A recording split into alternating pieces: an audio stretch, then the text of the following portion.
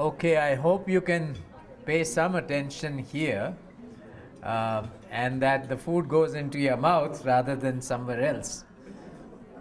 Um, Now, this is a map, an outline map of our state, and what you will see here is, let me see, yeah, this is that main central thrust, okay, and it goes through the northern districts of the state.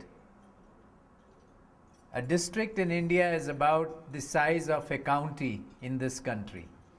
So our state has 4 districts in the southern part, 1, 2, 3, and part of this, that is 4.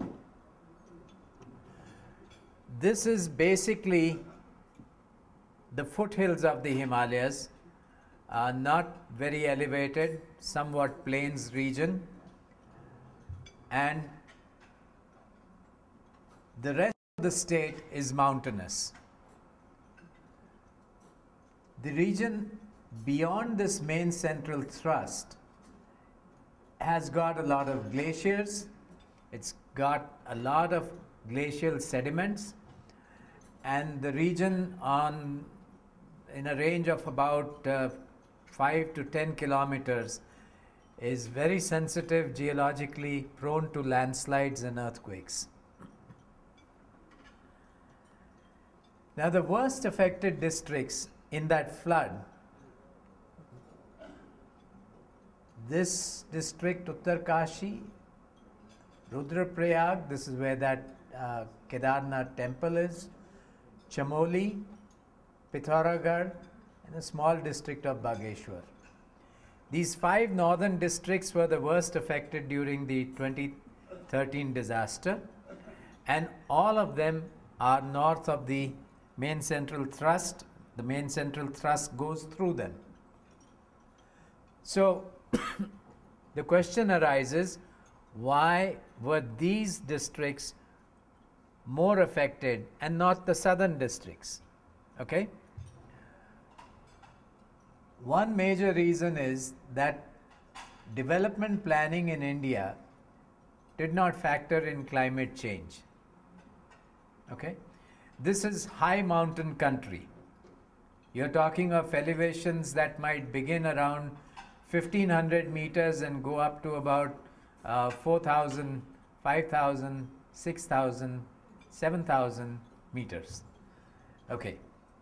It's also a pattern of development that does not take into consideration the local specific environmental characteristics.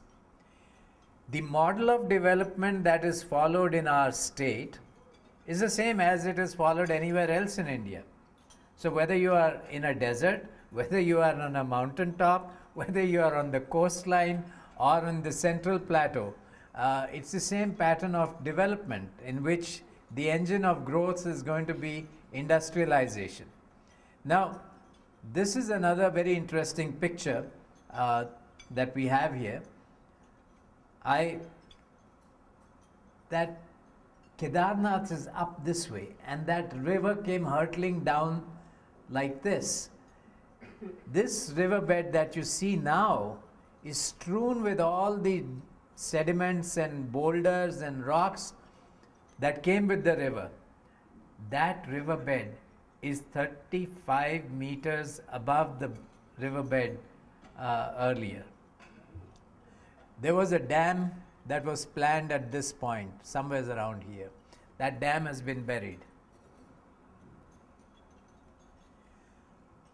How does this happen? See, these are glacial valleys. Okay? That's a small stream. It's called the Kheer Ganga, and it comes through a glacial valley. The glacier receded millions of years ago, but left behind a lot of debris and sediments and rocks and boulders. Now and this is on the backside of the Kedarnath, interestingly. So when the rain fell, so much water collected here that the river was swollen, it began to move all those sediments and solid material. As it moved, every now and then it blocks the path of the river, creates a small natural dam. The force of the water breaks the dam, and the water rushes forth with even greater momentum and force and energy. And this river, this tiny river, you can see, right now you can barely see the river.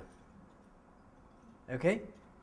But that night, on the 16th of June, it was a raging, huge, massive river.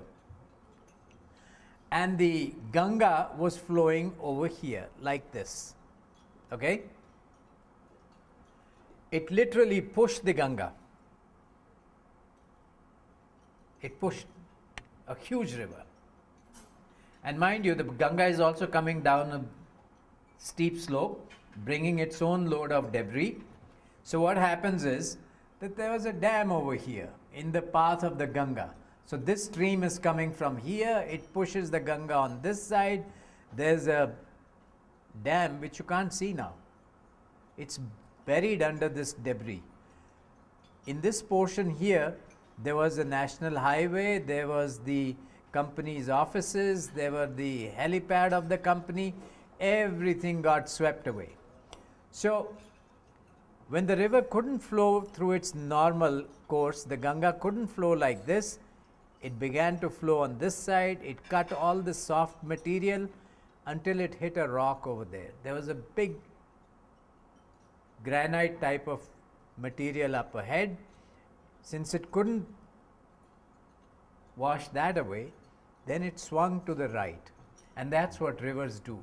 In such situations, they swing wildly from one side to the other, and then it took away a whole township and market and bus station.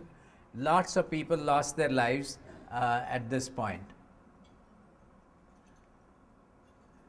Now, the third cause for all this is the massive deforestation that has been going on in this mountain state. We have lost something like 30,000 hectares to all kinds of development projects like roads, dams, tunnels that have been built in this area in the last 15 years. And they are all in these same 5 districts.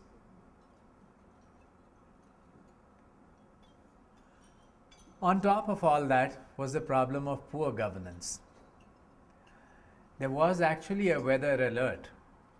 The meteorological officer of the state alerted the government a few days before the disaster, said that on the 13th he sent an urgent message saying that there's likely to be extremely heavy rainfall in this area. Please stop all the pilgrims. Make sure that nobody goes up to that region. But his call was heeded by some officials locally, but the state government didn't do much about it.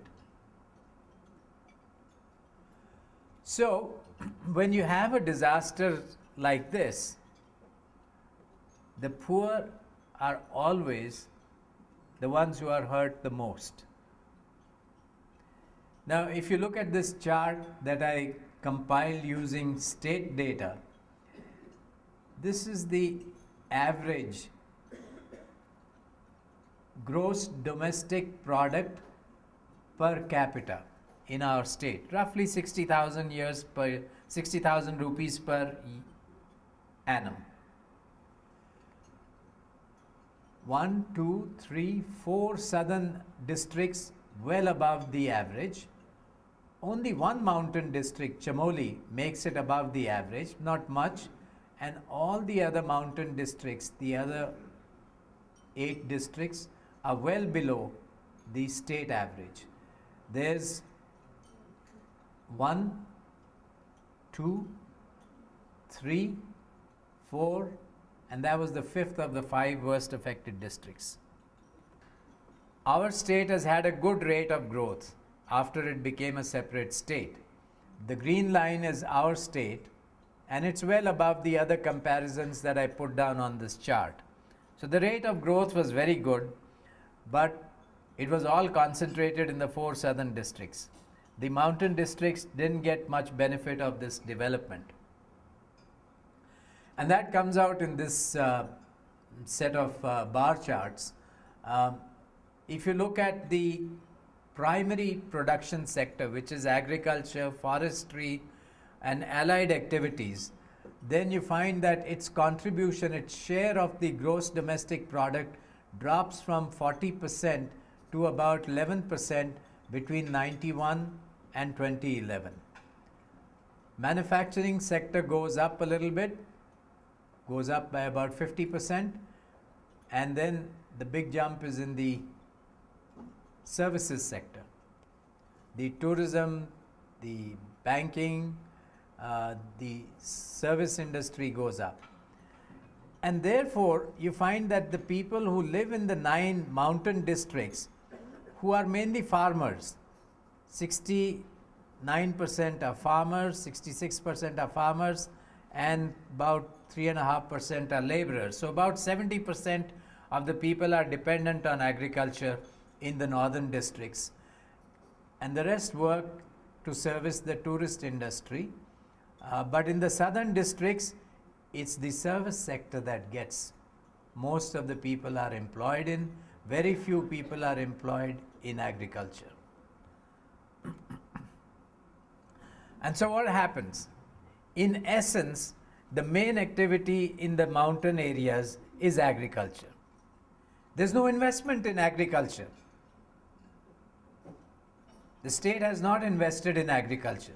So what does a farmer do? Give up hope and migrate. And this is reflected in the population growth figures.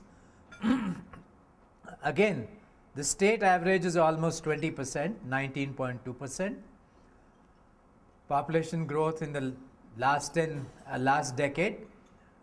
4 southern districts well above the average growth rate, and all the mountain districts well below the state average.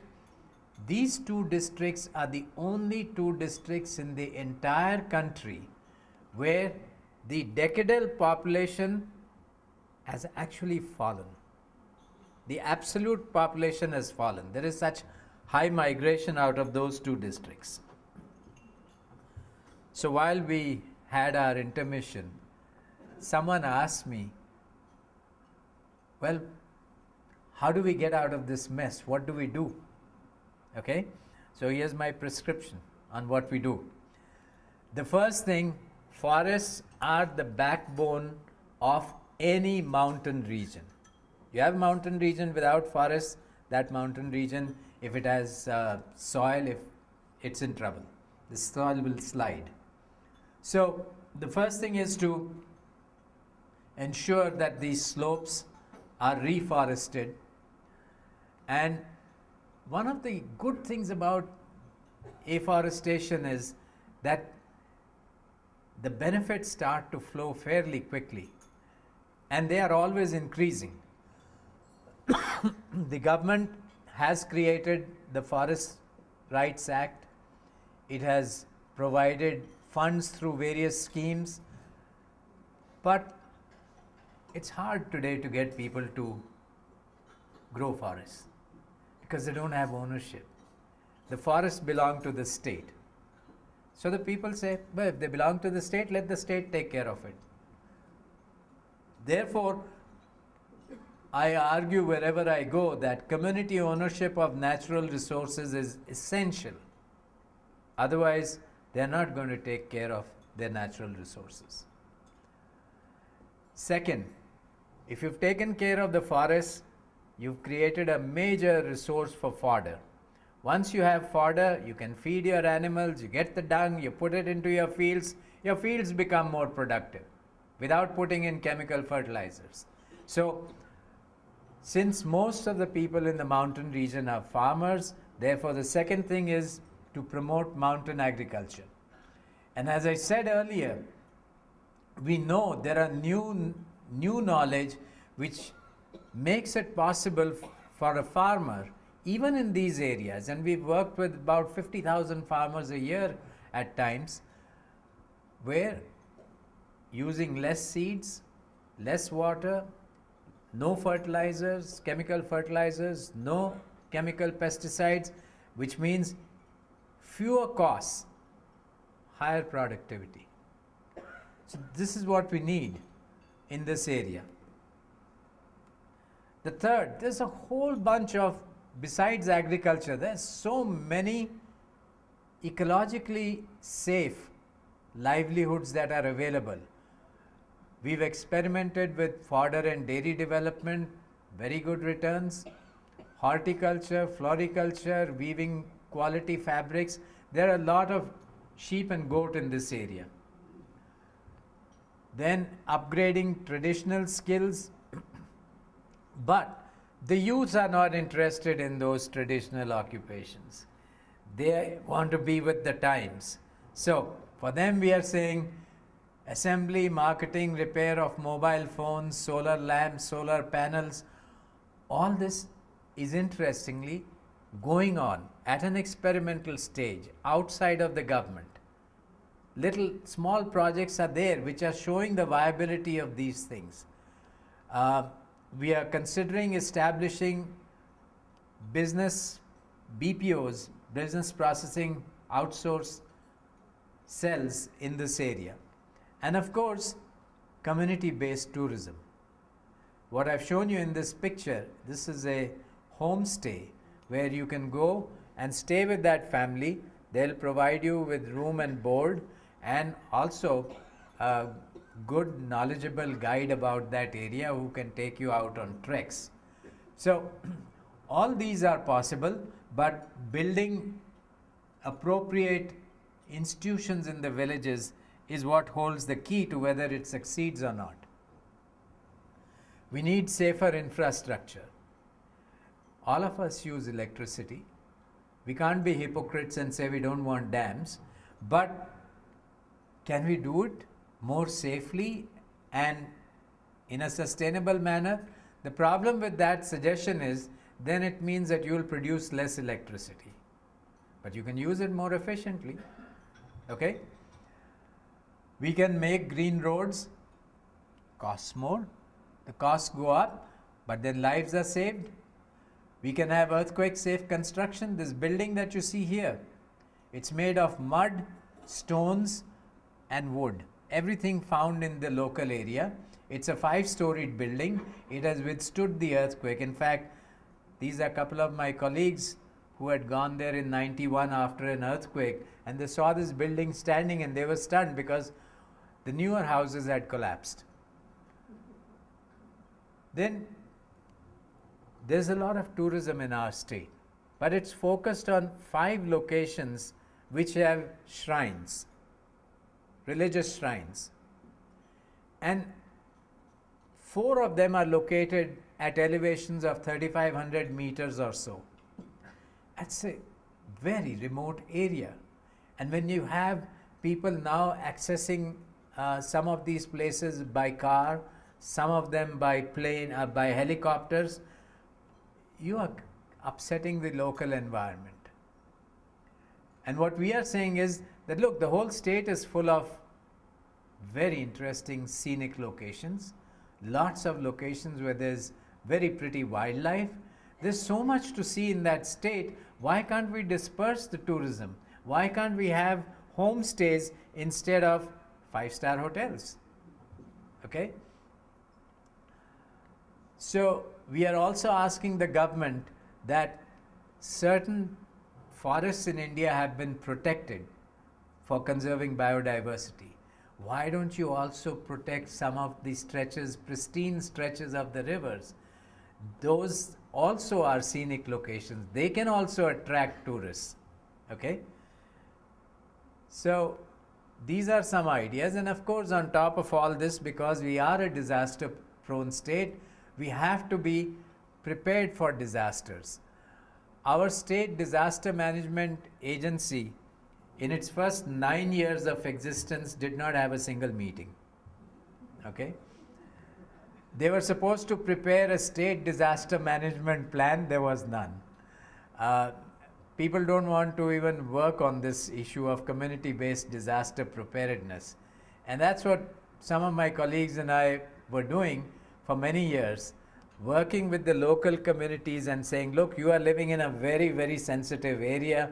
You better learn how to be prepared during a disaster and before a disaster. Okay. And I think the place to start a lot of these things is with the younger people, with the school children. So, these are my conclusions. The gentleman who asked me what are my solutions, ecological sustainable development is a basic necessity. The development has to be equitable, otherwise the poor people have no resources to sustain themselves after a disaster. This can only happen if there is, this can only happen if there is decentralized government and community ownership of natural resources. The threat of climate change has to be factored into development planning. We cannot have the same model for the plains and the mountains. And the Himalayan states, all of them, have to be in a state of constant preparation. Okay. What are we doing about it? Okay, so all this was nice science and so on, but did we do anything after the disaster? Living in that state and working with the people, we could not be stay away from intervening. So about a day after the disaster, we created this timetable for ourselves. We said we'll do 1 month of relief work, 6 months we'll work on helping people build temporary shelters, and then we'll pick some areas where livelihood restoration work is needed. So there's one of my colleagues crossing that horrible river which was so swollen, all the bridges across that river had broken. So you couldn't go to the other side except by setting up these ropeways. So we had to carry the relief supplies on the backs on the ropeways. So that was quite a difficult task. These are the kinds of temporary shelters that we build. This is for 3 or 4 families together. That's a single family shelter. It's only 170 square feet. And we have provided, in many of them, we've provided this efficient wood stove. We provided toilets and bathrooms for these temporary shelters. Our experience in the past has been that some families have used the temporary shelters as a second home. So when the son gets married, told, you go live over there. And these shelters have lasted for 8 or 9 years. Now, after we had done this work, we selected 3 very remote valleys where we knew nobody is going to go there. The last village in the valley, we have to reach there. In one of the valleys, the only way you can reach the last village is to trek up 9 kilometers on a mountain path. Can you imagine carrying all your supplies on your back 9 kilometers? So the starting point was, we called this program the Gram Swaraj Abhiyan, Campaign for Village Republics. Okay? Let them be self-reliant, let them be independent.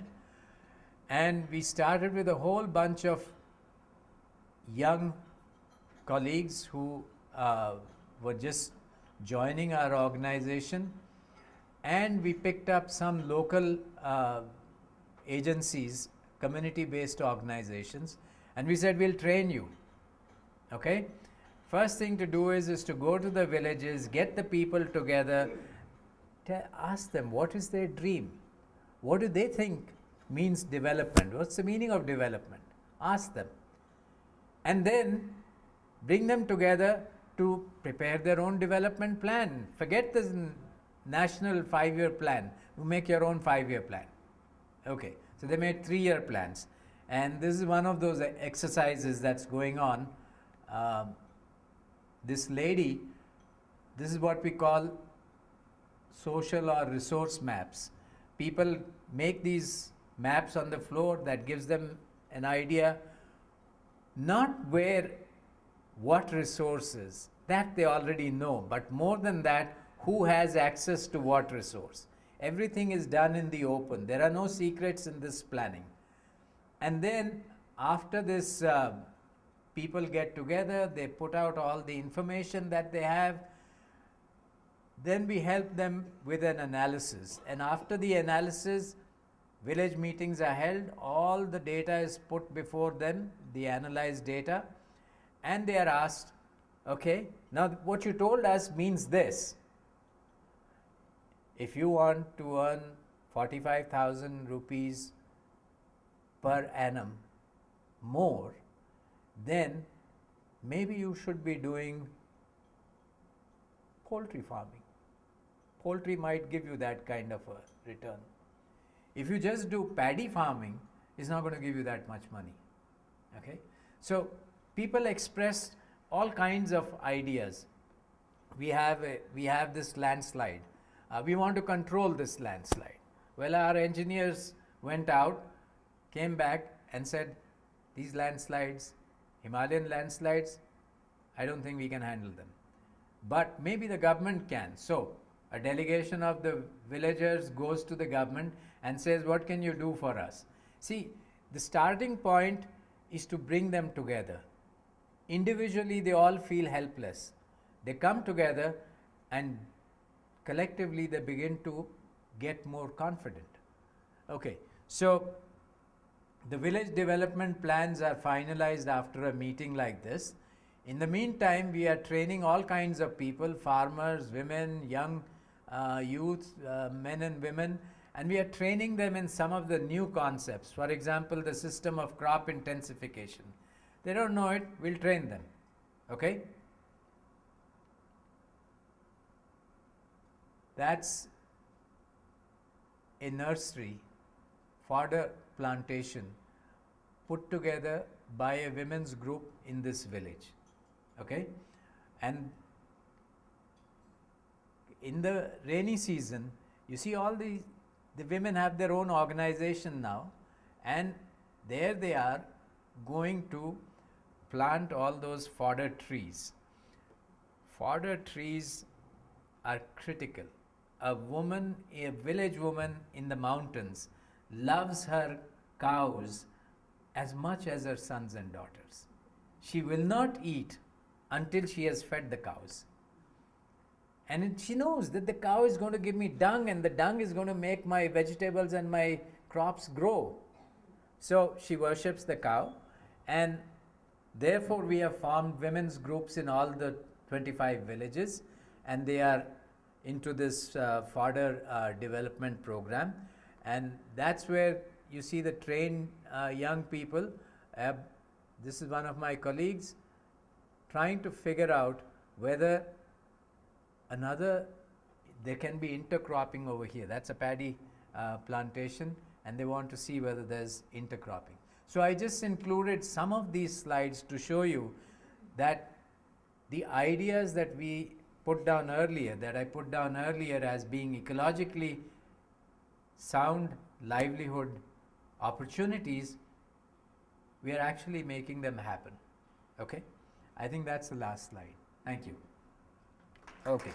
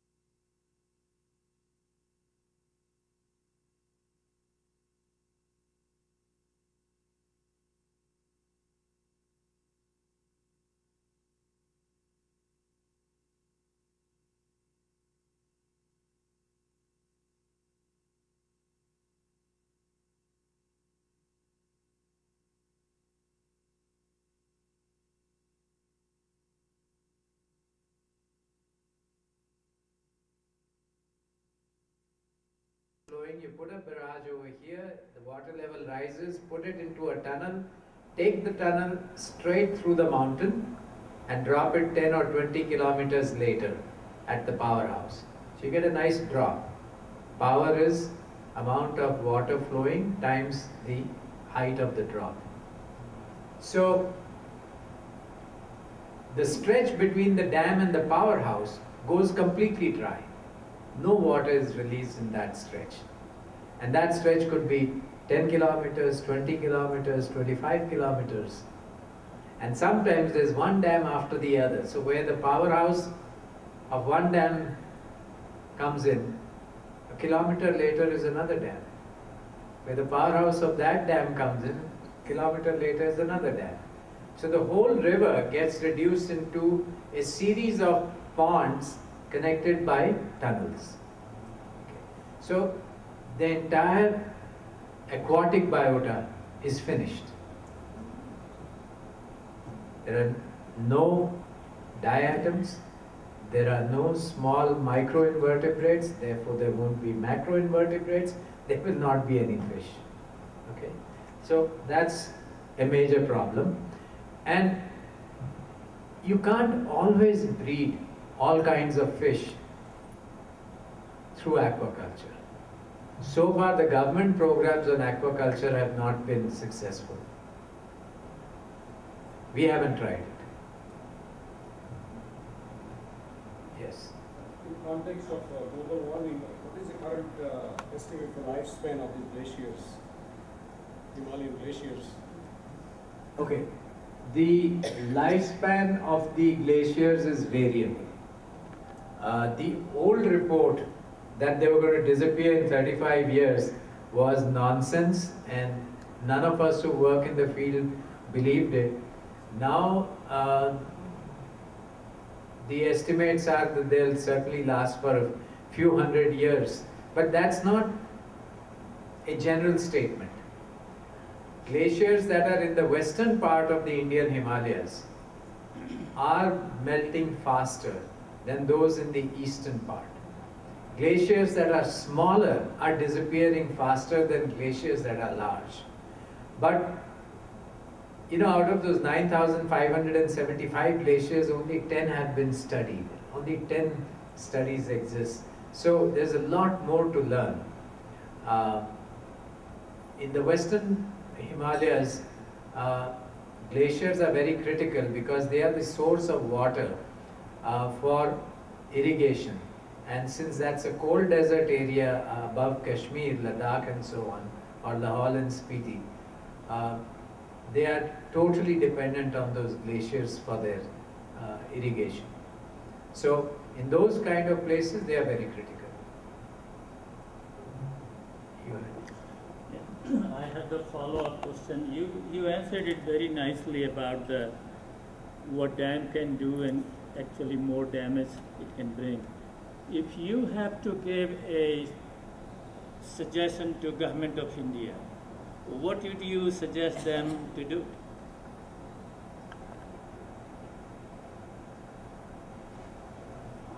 Okay. I give them lots of suggestions. They don't take them. You know, the report that we produced for the Supreme Court, the ministry refuses to put it on the website. Anyway, see, very honestly, if you ask me, the era of dams is over. Dams are a technology up to the last century. In this country, you're not building dams, you're taking them down. Are these people mad? They're not mad. They know what those dams can do and what they can't do. And, you know, it's described as renewable energy. But it's also got a whole set of problems. And in the Himalayan region, the problems are more acute because our mountains are young, they are fragile, they don't have, you know, it's not granitic rock. Okay? So, in the Himalayan region, I would say, don't build dams that are more than 2 megawatts. If you are desperate, go build a 5 megawatt dam. But then you can't build a 5 megawatt dam on a Ganga. Ganga has too much water. Okay? So you have to leave Ganga flowing. Second, if you are desperate and you are definitely going to build a dam, then make sure that you release enough water so that the river can perform its natural functions. Okay? So it must have enough water flowing in the river all the time. And I'm very happy to tell you that 2008, when the government appointed a high-level expert group to go into how much water should be flowing in the Ganga all the time, the engineers were not willing to give more than a cubic. Do you know how much is a cubic? 1 cubic meter per second. So now just imagine 1 meter by 1 meter, 1 meter per second. Okay? It's a nice size carton. And to reduce a big river like the Ganga to a little pipe, it is desecration. So today the Ministry of Environment and Forest is finally coming round to the view that at any given time at least 25 to 30% of the water in the river must be allowed to flow all the time. We are not happy with it, but it's a big jump. Okay? Thank you. They built a very large dam called Narmada Dam. A lot of people have heard of the opposition of people. Still it has built it. What's the result of that dam?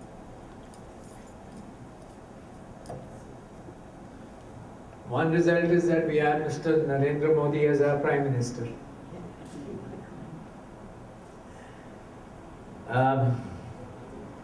Look, the Narmada Dam was built. Now, first of all, let me confess that I am not really very well up on the Narmada. I've been focused on the Himalayan region. But from what little I know, the Narmada Dam was made acceptable by making two kinds of promises. One, that the people in the arid zone of Gujarat and Rajasthan would receive water. And two, that all the displaced people would be properly rehabilitated.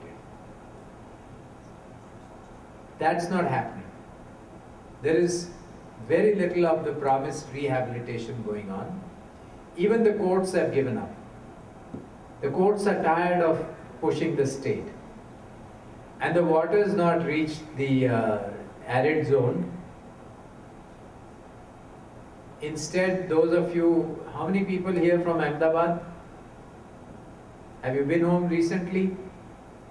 And you walked along the promenade of the Sabarmati? So the water of the Narmada, instead of going to the desert region, has been quietly diverted to Ahmedabad to revive the Sabarmati river. So I think the promises have been broken even in that area. Dr. Chopra, with your close ties to East Lansing and Michigan State University, have you done anything collaboratively in the past or are planning to do something with the university? Because I know they have a lot of scientists who are interested in some of the things you're doing. Yeah, you know, Michigan State University is one of your big agricultural universities. And we were basically engineers until a professor came from Cornell University to tell us about the system of crop intensification. So in the past, we did not have any collaboration over here, but as I mentioned earlier, I hope that in the future we can collaborate with their Professor Rose on water quality issues. Thank you.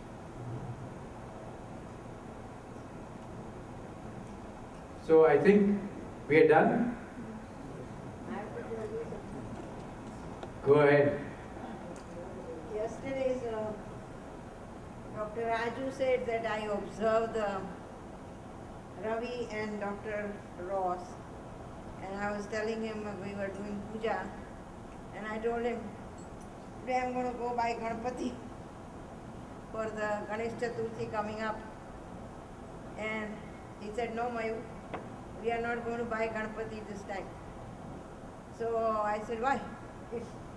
So he says, yesterday he heard, and those murtis have so much chemicals and the colors and all that, and then you will say, let's go and drop it in the river. So I'm supposed to now take a haldi, make a roll bowl, and think as a Ganpati. So Dr. Raj had me affect right away on me about his talk. Okay. Good. So I now, for many, many years I've been buying Ganpati, I would say more than 37 years. And this is the first time I'm not going to buy the Ganpati now. I just wanted my Indian friends to know. I think it's a good idea. I think it's a very good idea. Good. So thank you all very much for listening to me patiently.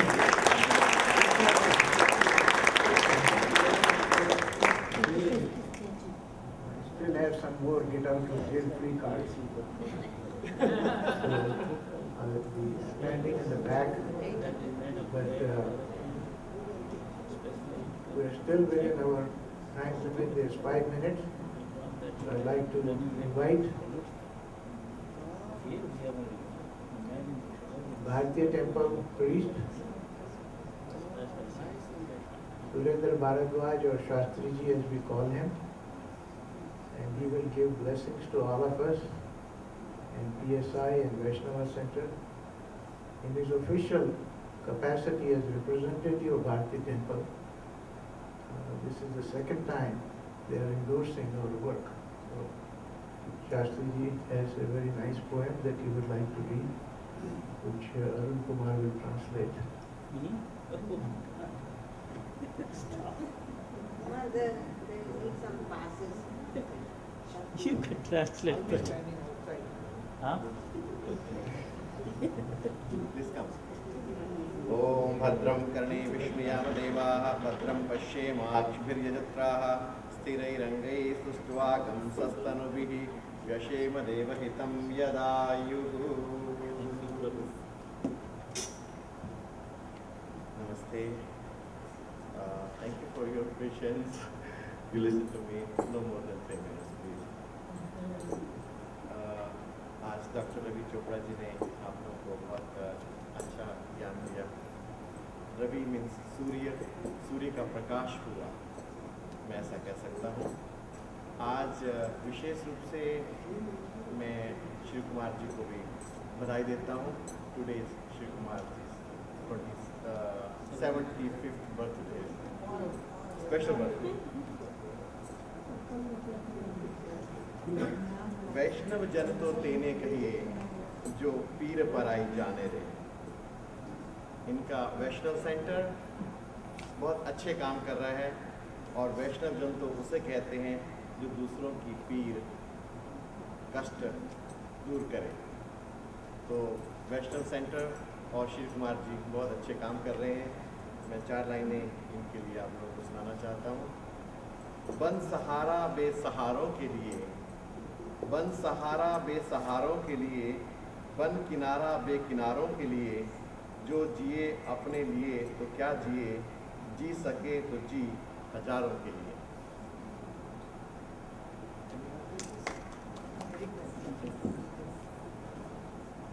His name is Sri Surendra Shastri. He is our priest in local Hindu temple. And basically, he is staging the speaker, Dr. Ravi Chopra. Ravi is his first name. Is also called to sun. Say, in Hindi, we call Surya, and there is a different name of Surya. So Ravi is one of them. So he was praising him that he has that glory, he has that light that he can probably spread throughout the world. He also wished a happy birthday to Sri Kumar Podarji. And let's give him a big hand.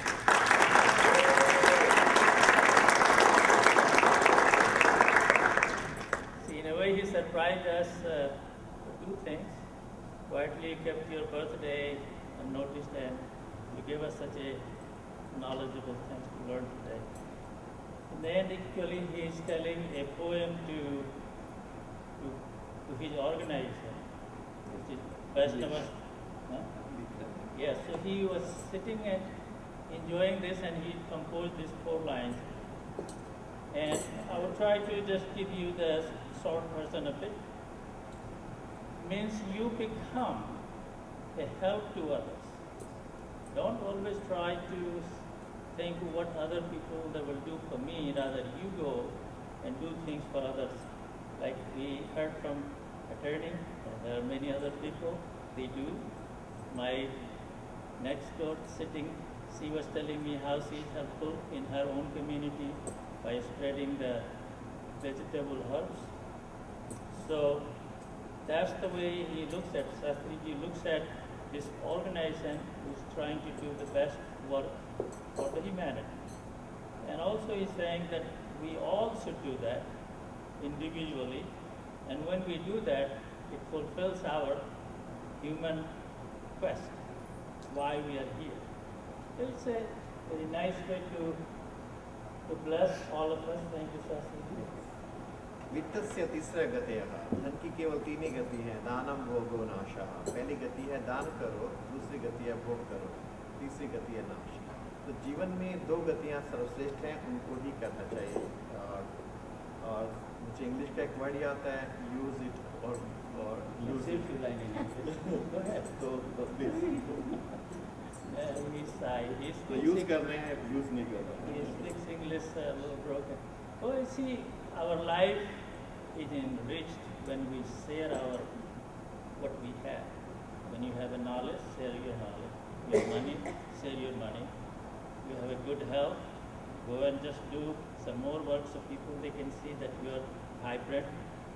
And basically, his idea is that when we assemble here, we should always remember that our life is for others.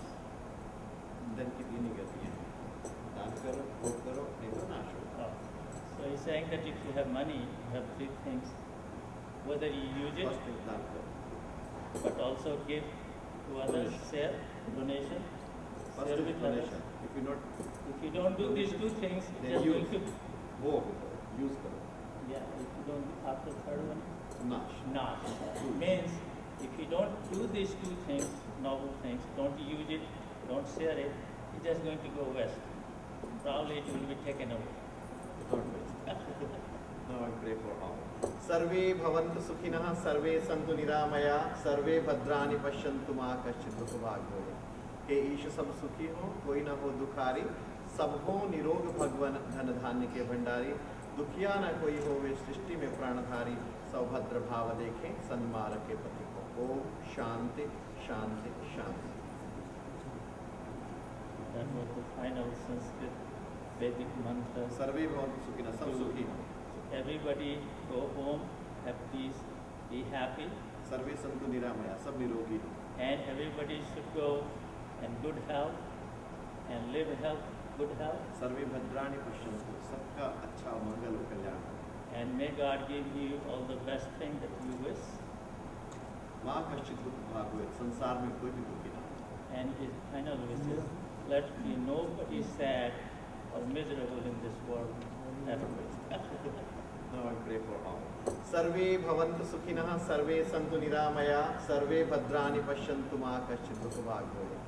हे ईश सब सुखी हो, कोई न हो दुखारी, सब हो निरोग भगवन धन धान्य के भंडारी, दुखिया न कोई हो वे सृष्टि में प्राणधारी, सौभद्र भाव देखें सन्मार्ग के पति को। ओम शांति शांति शांति। That was the final Sanskrit Vedic mantra. सर्वे भवन्तु सुखिनः, सब सुखी हो। Everybody go home, have peace, be happy, सर्वे सन्तु निरामया, सब निरोगी हो।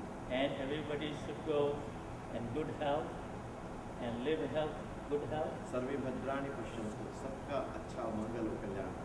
and may God give you all the best thing that you wish. माँ कश्चित् दुख भाग हुए, संसार में कोई भी दुखी ना हो। And his final wish is, let be nobody sad or miserable in this world ever. Shanti Shanti Shanti.